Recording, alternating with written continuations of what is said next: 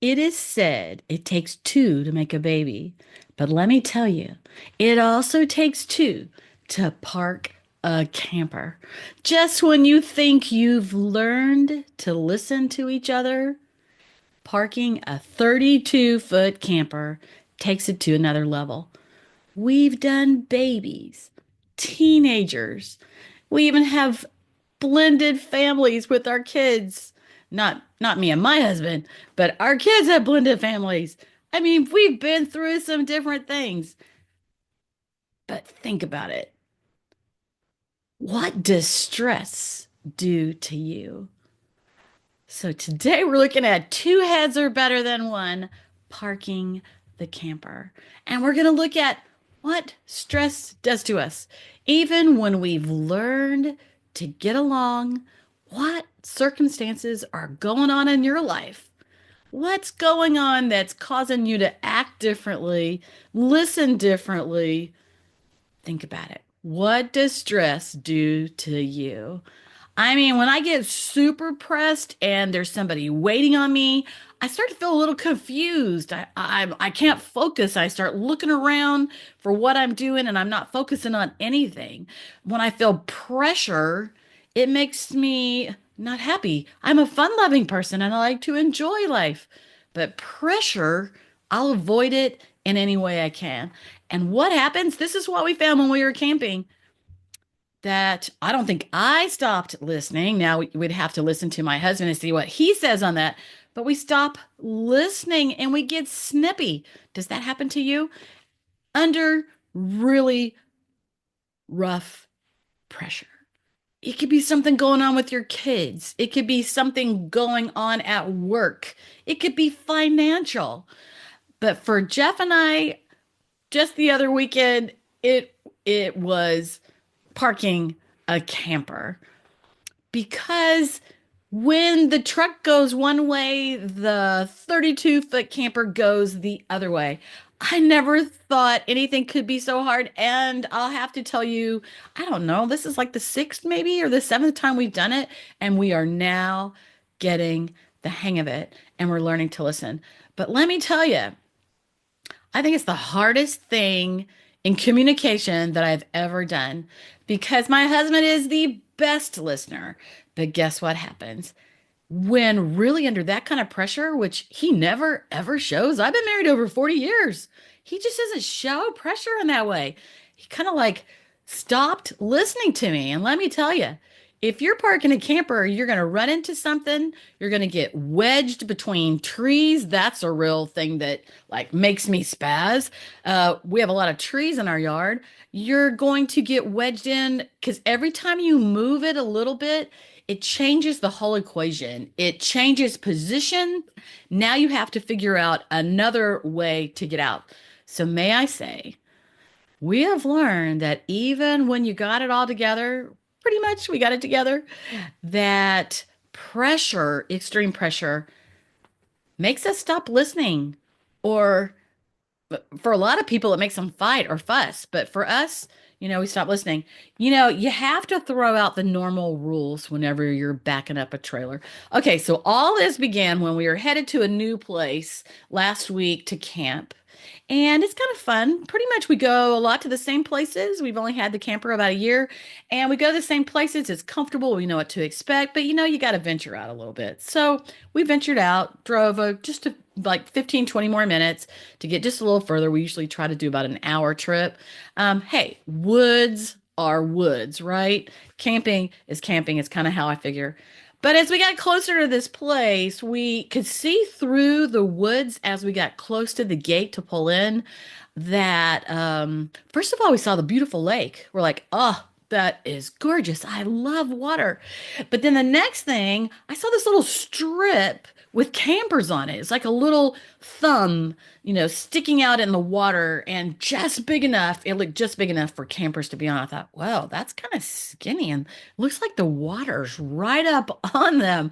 And as we came through the gate, we started to see like little tiny roads to pull our big old truck and our big old camper down through these little tiny roads. And it didn't look just exactly like the other places that we had seen before. So we started to get a little leery, a little nervous on parking the camper. Well, as we pulled on through, we're trying to find our number. They didn't give us a map or give us anything. Usually they give it to you at the gate. But it was after 5 o'clock and they were not there anymore. So we pulled in, not knowing what to expect, getting a little nervous with this big camper. And we couldn't find our camping spot. So, as we thought it might be down this road to the right, I jumped out, ran down the road to see if our number was there. And yes, it was. So, I ran back because, we're feeling pressured. We're both feeling a little nervous about this. I ran back, got in the truck, and my husband says, "Did you see a place to pull around, to turn around, like whenever you need to turn around?" And I'm like, "No." I was kind of breathy. I had ran a little ways to do that. And I thought, whew, I don't know if I can run all the way back down there again. So he got out, he walked down because he knew what he was looking for. Well, he didn't see anything. Why? Because the next area from where our camping spot was, that little that little island that stuck out in the middle of the lake, that looked like the water came right up to the edges, and it looked like campers were kind of stuffed on there, and like, where did they turn around? How did they get there? We didn't know. And we thought there's not a place to turn around. So when we got to our spot, we it was kind of a big spot, bigger than a lot. And so we took the opportunity to go ahead and turn our camper in the way that we would be able to pull out easily. Yeah, usually you come back right into them. We never have any trouble backing into the camper spots, only when we get home, turning it around in our long, long driveway full of trees. Curvy driveway, did I say? Yeah. But this time we're going to turn it around. Oh my gosh. So here we are, first day of our camping trip when we just pull in and we're just ready to relax and have some fun. And now we're turning the camper around. My husband wasn't really prepared for that. We're already feeling a little stressed, a little pressed as we pulled in. And so we're thinking, we're expecting trouble, aren't we? Because we saw that tiny little island with water all around it and no place to turn around.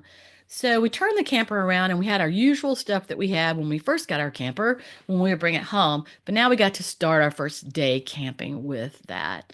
And you know what? I'm like, honey, you're not listening to me. It's like the frustration was causing him to shut down and not hear me. And so I would say, do this and do that. And he would do something else instead. And he wasn't stopping when I said, okay, well, with all that said, we did get it, can't we get it? We did get it parked. We were thankful.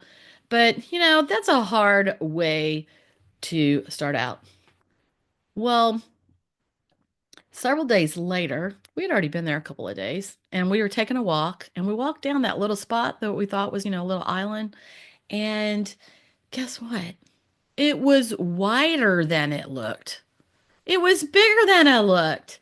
Perspective. I talk about perspective in marriage and how things look different to me than they do my husband. And perspective from a distance through the woods on the road coming in, it looked like a teeny little spot. From our camping spot, we could see it. It looked small and narrow. But guess what happened when we walked out there? It was a nice big round spot where you could turn around your camper. But because it looked one way in the beginning, because we got a little nervous, a little uptight as we went in, and we didn't check that out right that way, we assumed there was no turnaround, which gave us a lot of frustration. Well, there was one. And can you see how perspective from the road and the perspective from our camping spot and then perspective from right on the island, it was bigger than we thought? This happens in marriage because we perceive things differently or because there's pressure or stress and it causes us to see things differently. A couple of days later, we took some paddle boats out on the lake. It was a beautiful day and we saw a coal plant, one of those big coal plants with I don't know, three or four things that stuck up and they had big puffs, coming out of them. I've seen those on TV or movies, but I'd never really seen one in a person by person. So we started paddling over and getting closer and closer to that. But it looked so far away. And even as we got close, and I thought we were just about there, it was perspective. It looked like we were close, but we weren't. There was still a long ways to go. So that coal plant produces power. And how it looked from a distance was different from how it looked close up, just like that camping spot. Well, in marriage, it's like that too. How I see things is my reality, and how my spouse sees them is his reality. We all process information differently and we react differently to it. Think about all the things that he does and that he's good at. Like, I would never drive a 32-foot trailer. And think of all the things that, women are good at that we typically do. You know, there's a difference in how we process information. I don't want to do some of the stuff he does, and he doesn't care to do some of the things I do. But how we do them, whether we keep a positive attitude or a negative attitude, how we're perceiving it, how we're looking at it, it all makes a difference. It makes a difference if we have patience or we don't have patience.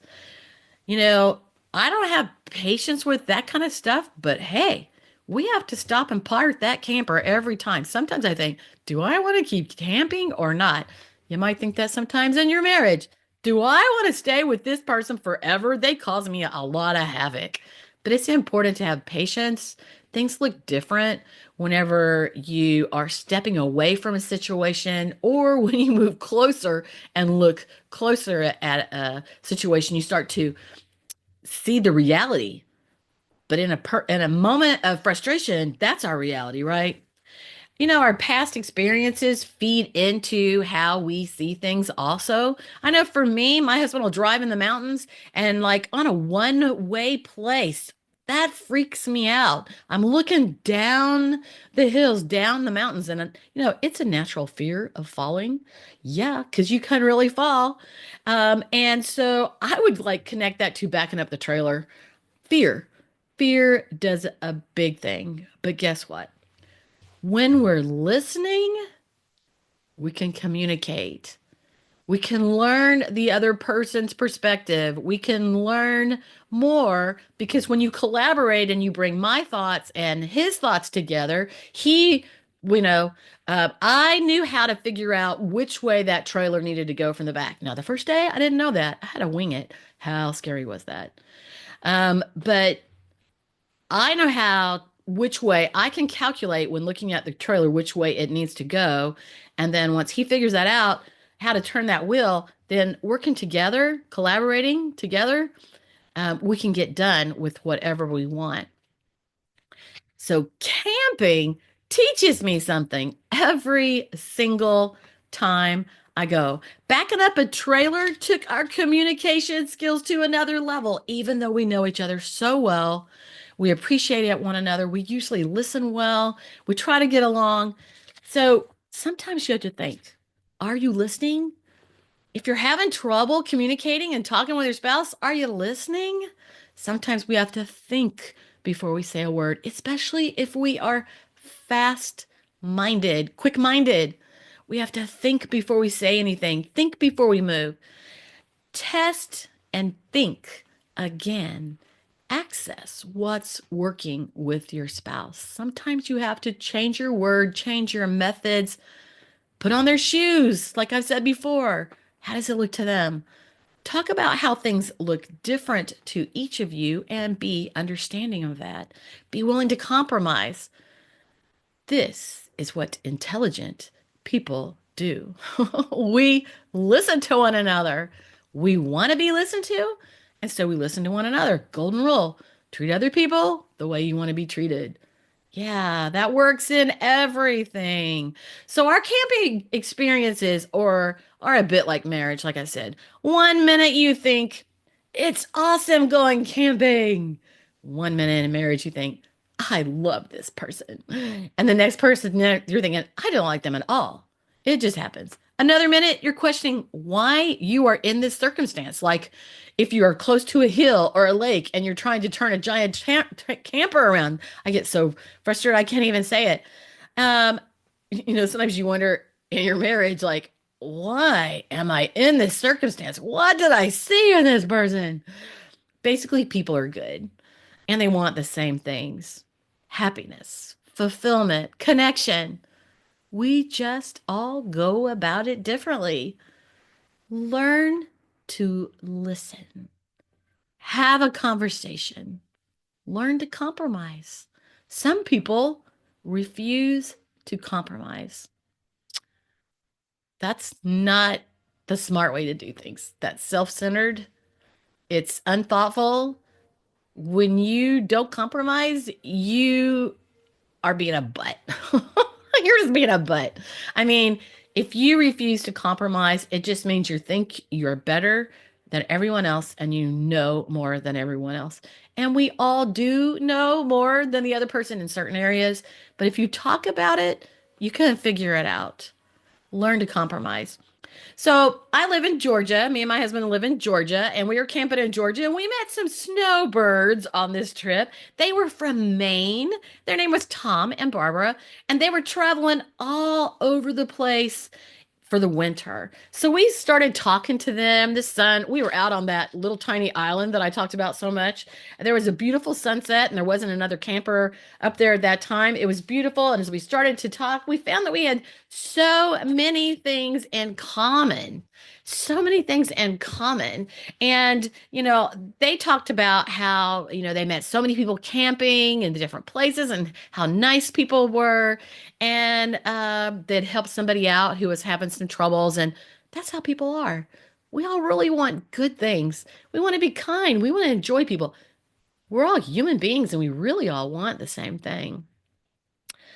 But no matter the challenges in camping, camping allowed us no agenda, no list to cross off. We can talk, read books, take walks, play cards, spend an hour on the lake paddling boats, and enjoy one another's company. No stress, lots of laughter. It said couples need 15 hours a week.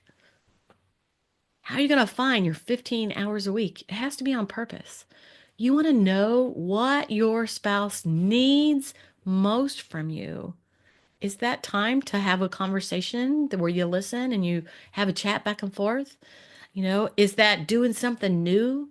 You can learn this in The Chemistry of Lasting Love. You find that on my page, theextraordinarymarriage.com /5 needs. Get it. Print out all the stuff. Go through it with your spouse. Listen to the 5 recordings. And then think, are we filling one another's needs? Because it is not filling those needs that causes you to get into the crazy cycle. It causes you to get frustrated with each other, and then everything that happens irritates you. So as we finish, I want you to remember this. 1, things are not always as bad as they look. A new mindset, everything looks different. 2, collaborate. Use your different perspectives to find what's best for both of you. I always say things are best right in the middle. Too far to the left, too far to the right, nothing's any good. But when you meet right in the middle, everything works. Number 3, take a break and have some fun together. 4, is it possible you or your spouse need to practice taking turns on listening and talking? I was talking to somebody yesterday and they did all the talking. Yeah, I'm a talker too. They did all the talking and I couldn't even get a word in. I thought, that wasn't much fun. So, do you need to take turns talking and listening? Sometimes we have to think about those things. 5, finding a new mindset is easier than you think. Would you like to hit the reset button when it comes to how you and your spouse communicate and find more joy? Well, like I said, I have a free gift. And if you haven't gotten it yet, you're losing out. It is called The Chemistry of Lasting Love. Everybody wants to have an extraordinary marriage. I'm going to help you do the first step in getting that. Even if your marriage is great, you should grab this. The Chemistry of Lasting Love, theextraordinarymarriage.com /5 needs. My mentor, John Maxwell, says, successful people are willing to do what unsuccessful people are unwilling to do. Grab the chemistry of lasting love on the extraordinary marriage page for you and for your spouse. Complete it. Send me a voice message. There's a little spot you can send me a voice message on my front page. I'm Connie Durham, your personal coach for an extraordinary marriage.